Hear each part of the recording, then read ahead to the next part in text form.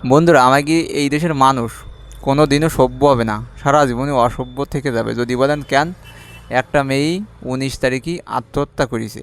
সে আত্মহত্যা করার আগে একটা চিঠি লিখে গেছে। চিঠিতে লেখা আছে, আমায় তোমরা ক্ষমা করে দিও, আমার মৃত্যুর জন্য দায়ী আমার দুর্ভাগ্য।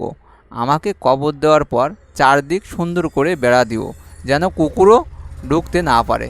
কিন্তু কুকুর তো ঢুকে গেল। যদি বলেন কীরকম কুকুর? এই মানুষরূপী কুকুর।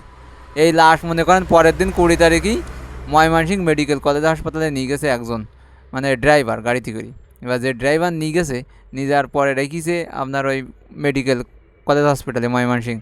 রাখার পর মনে করেন 1:30টার দিকেই টিফিন দিয়েছে, দিদি সব মানুষ খাতি গেছে, ছুটি বিরতি ওই সময়। আর এই সময় মনে করেন ধর্ষণ করিস, পরে আলামত পাওয়া গেছে।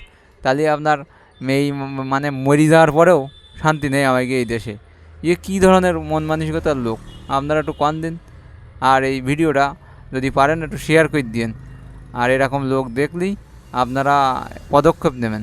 আর ভালো লাগলে একটা লাইক দিতে ভুলবেন না। ভালো থাকেন।